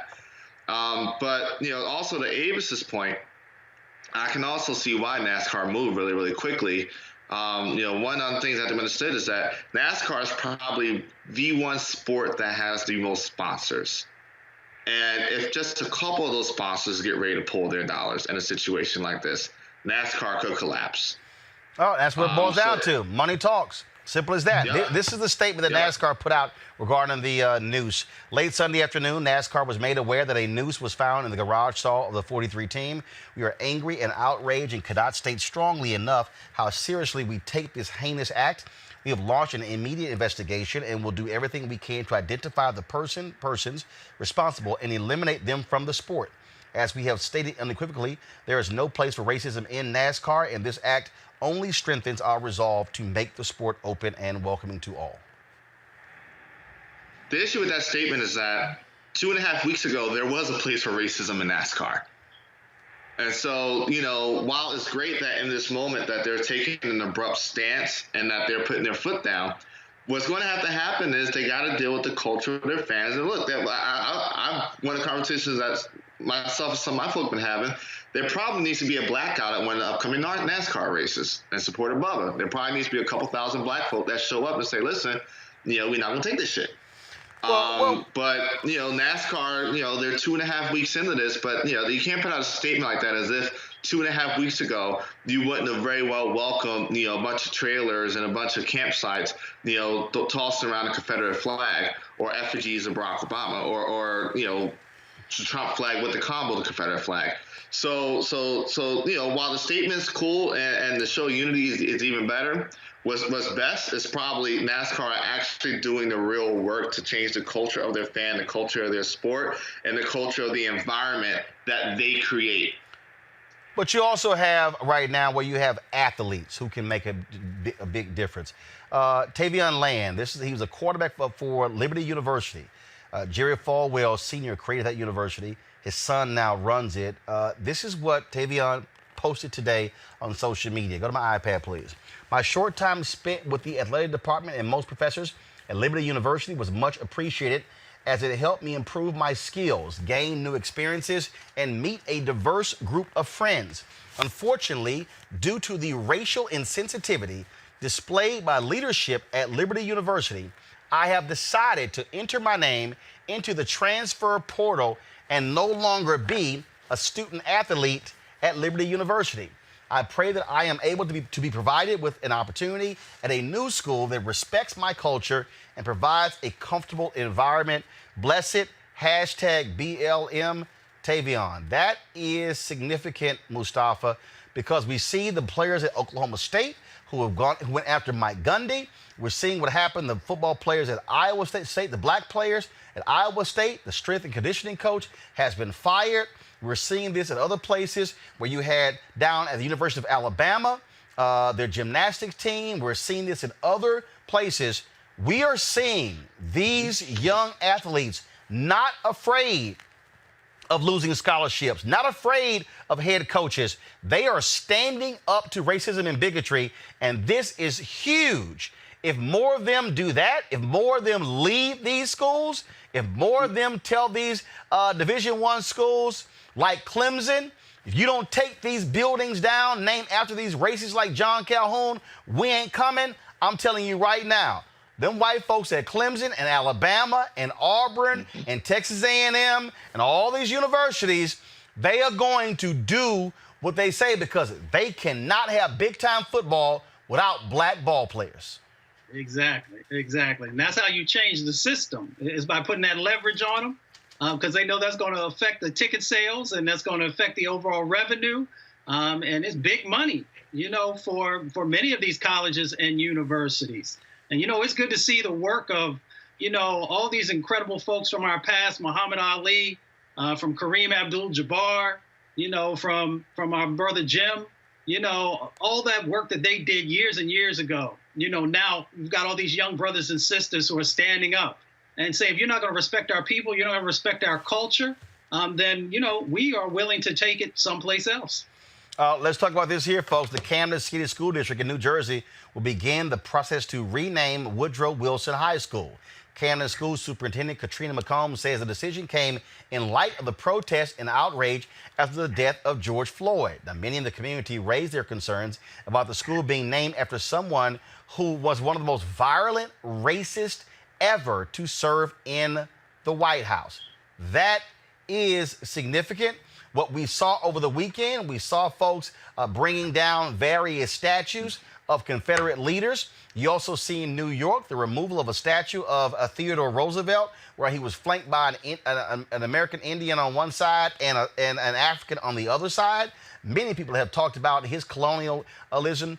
You also have, that was a Ulysses Grant statue that came down. Now you got white conservatives, Avis, who are complaining, saying, oh, you're going to start bringing down or you can start bringing down Jefferson, bringing down Washington as well. What's next? I'm going to find out. Matt Schlapp was like, oh, Jesus is next. And so, is that going to be happening next? And I'm going, and of course, I saw Bakari Sellers. He said, nah, Jesus is fine. He said, because he was a refugee from Palestine. Y'all would have put him in cages. Yeah. Yeah, I mean, well, that is so ridiculous. Here's the reality. Symbols matter. They display what a culture values. It's always been amazing to me. I've never really understood. I've traveled in a lot of different countries, including Germany, and I've yet to see a nation on earth that has deities to traitors. I've yet to see that anywhere else on earth. Nowhere but here. And so what these symbols represent is not what their proponents claim they represent. It's not about their heritage. It's about hate. It's about the disturbing, the very bloody, the very ugly history of America that for some reason they want to maintain, because they want to maintain a sense of control. And subjugation at the same time, right? And so these matter. Now, I'm hoping that, we continue to move forward in replacing these deities with those that deserve lifting up. But at the same time, as we do this, that we continue to push forward with other sort of policy advances that we need to make sure that while this is an important part that we need to focus on, it's certainly just one part that we need to focus on in order to create the broad-scale systemic change that we need in order to create a more fair America. Speaking of that, 8 correctional officers of color have filed discrimination charges against Ramsey County in Minneapolis. Ramsey County Jail is where Derek Chauvin, the former Minneapolis police officer who killed George Floyd, is being held. The 8 guards allegedly say that supervisors barred them from guarding and being on the same floor as Chauvin. They were replaced with white officers. Really? Really, Eugene? Well, I mean, lots of words on this. I mean, this is crazy. These gentlemen have not displayed the racism that came from Officer Chauvin. Their job should not be affected because he's a prisoner. They should be allowed to continue to do their jobs. And I hope the county pays them out very handsomely for violating their rights as employees. This just shows how deep systemic racism goes within law enforcement, right? Here you have an officer who was transferred outside of the county where he was, arrested and probably should be held, to a new county. And then the new county comes in and says, hey, let's get rid of all the black COs that be overseeing them. It's appalling. It's appalling, but it's what should be expected. And the thing is this, if they don't trust the black COs to watch over him because of what may happen because of what he did, how do they think black people feel when when officers like him are out in the street just running free? How about this one here? You want to talk about officers? Y'all remember the story where these 3 cops in New York said that they were poisoned at a Shake Shack? And then what did supervisors do in the union? Put a statement out and sent cops there. Roland, go to my iPad, please. And so they blocked off. They brought the crime scene tape out, went through this big old show. Y'all, guess what? Cops lied. Union lied. They checked the video.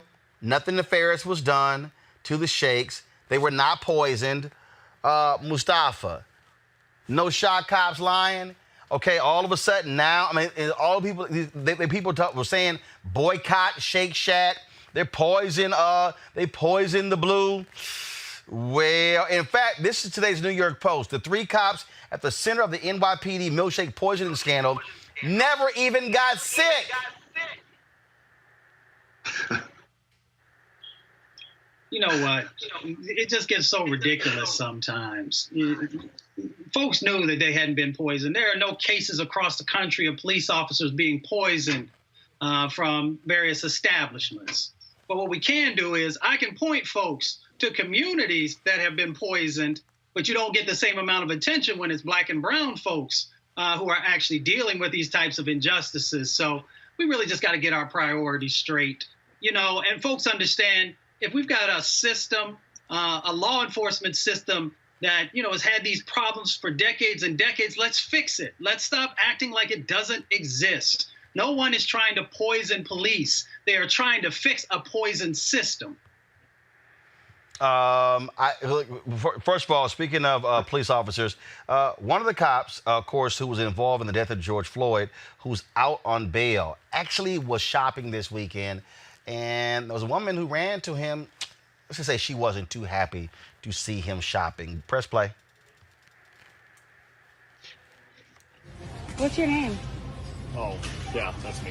It is you. So you're out of prison. Yes. And you're comfortably shopping in Cub Foods as if you didn't do anything.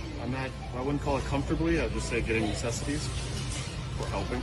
I don't think you should have that right. I don't even think you should be out on bail. I can understand. How does it feel? I'm sorry you feel that way. No, you're not sorry.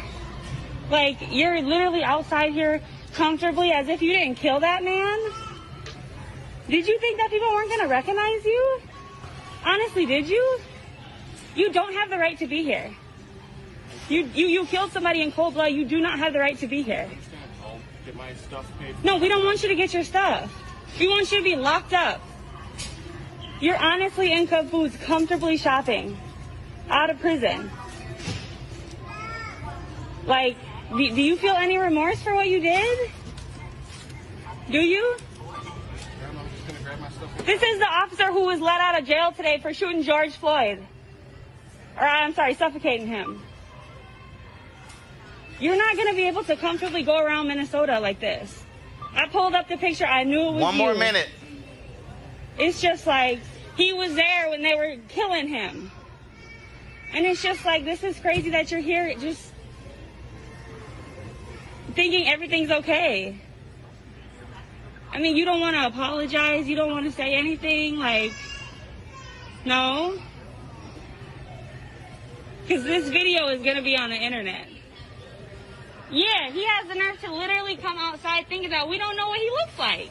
How dare you? You're not going to be able to comfortably live in Minnesota after this, or anywhere.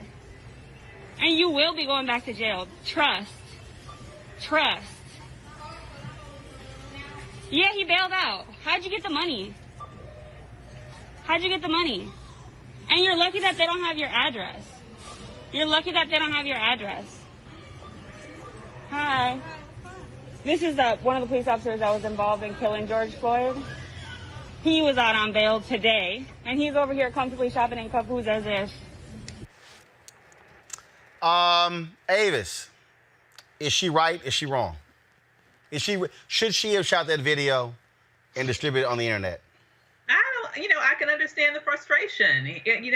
I'm sure that Mr. Floyd would like to be out getting his necessities too, but he can't because he's dead, and his family will never see him again. So he doesn't have those choices. And I think she was angry. She was upset, and he's fine. He gonna go home tonight and eat those Oreos. Ain't nothing gonna bother him. I honestly, I can't muster up an ounce of sympathy for him.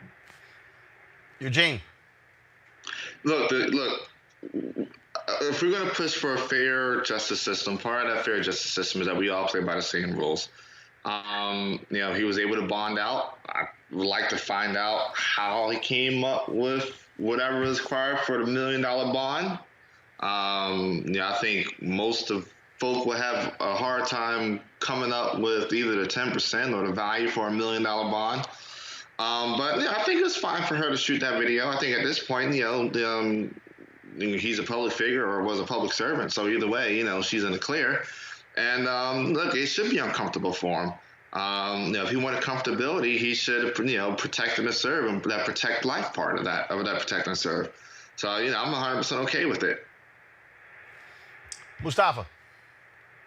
$100,000 to be able to get out of jail. And I was sitting here thinking about the tens of thousands of black and brown men, probably more than that, hundreds of thousands, who haven't been able to raise the funds, so they had to sit in jail, sometimes when they weren't even guilty. So, when we think about it in that context, it becomes even more egregious. All right, folks. I certainly appreciate it. Thank you so very much, Mustafa, Avis, and Eugene for being on the panel today. Folks, don't forget, if you want to join our Bring the Funk fan club, please go to RolandMartinUnfiltered.com.